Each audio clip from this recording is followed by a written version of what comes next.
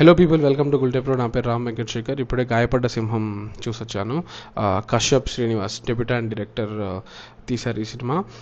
ఆయనతో ఒక కాన్వర్జేషన్ కూడా ఉంటుంది మన ఛానల్లో. ఆయన ఆల్మోస్ట్ ఒక 15-16 ఇయర్ జర్నీ గురించి ఇప్పుడే బ్రహ్మరాంబాల్లో చూసా మ్యాట్ని. చాలా మిక్స్డ్ థాట్స్ ఉన్నాయి.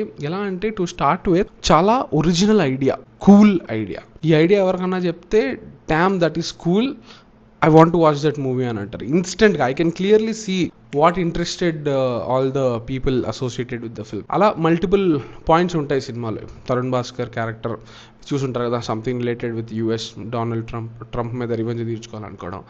తర్వాత ఇటువైపు JD చక్రవర్తి గారి క్యారెక్టర్ బ్రూటల్ ధర్మ అని చెప్పి, వీళ్ళిద్దరికి లింక్ ఏంటి, ఆ పాయింట్ మధ్యలో శ్రీ విష్ణు గారు ప్లే చేసిన ఒక క్యారెక్టర్ ఉంటుంది భైరవ్ దాస్ అని. ఈ ముగ్గురు ఎలా కలుస్తారు, అదంతా ఒరిజినల్గా ఉండింది. వింతగాను ఉంటుంది వినడానికి, అది ఫన్గాను ఉంటుంది వినడానికి. ఒక థాట్ లెవెల్లో, ఒక ఐడియా లెవెల్లో చాలా ఇంట్రెస్టింగ్గా ఉండింది. అలానే ఫస్ట్ హాఫ్ వరకు కూడా ఆ ఎస్టాబ్లిష్మెంట్ అదంతా నీట్గా ఎస్టాబ్లిష్ అవుతుంది.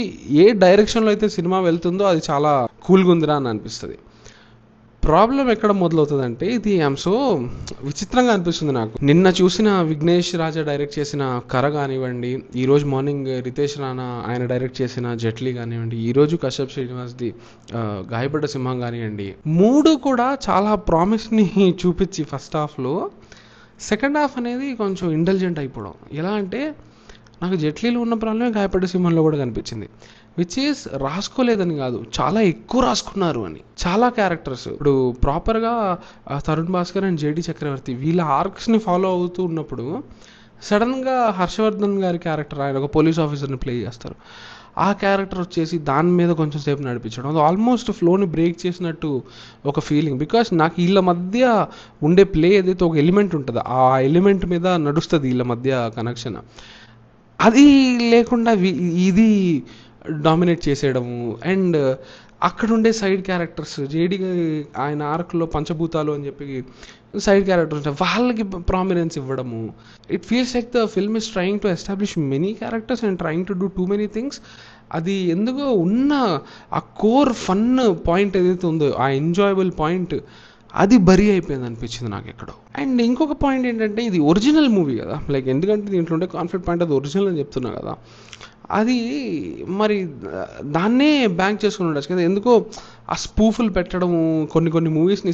ఐఎమ్ నాట్ సేయింగ్ ఆ స్పూఫ్స్ ఇప్పుడు ర్యాండమ్గా వస్తున్నాయని, వాటికంటూ వీలైనంత వరకు వాటికి ఒక కాంటెక్స్ట్ ఇవ్వడానికే ట్రై చేశారు వీలైనంత వరకు. అది కన్విన్సింగ్గా ఉందా లేదా అనే దాన్ని పక్కన పెట్టి చూస్తే, at least there is an attempt to give context to the spoofs. But ఒక ఒరిజినల్ మూవీలో స్పూఫ్ ఉండడం ఎందుకు అని అనిపించింది నాకు, బికాస్ ఆ టోనాలిటీ కాదు ఈ సినిమాది. On the other hand Sree Vishnu గారి క్యారెక్టర్ కూడా అదే.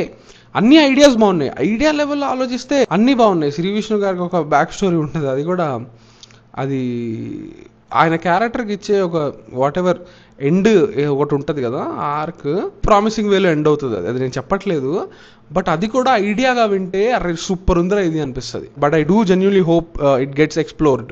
ఒక క్వర్కీ ఐడియా అనేది అంతే ఈక్వల్లీ క్వర్కీ ఫిల్మ్గా అదే 100% ట్రాన్స్లేట్ అవ్వలేదని ఒక డిసప్పాయింట్మెంట్ అయితే నాకు తప్పకుండా ఉంది. మూమెంట్స్ అన్నీ ఉన్నాయి అక్కడక్కడ, దే ఆర్ ఆల్ ప్లేస్డ్ ఫన్గా ప్లేస్మెంట్ అదంతా ఉంటుంది, కానీ ఓవరాల్గా ఎందుకో అంతే ఇంపాక్ట్ ఇవ్వలేదు అనేది నా feeling. So that is it for this weekend.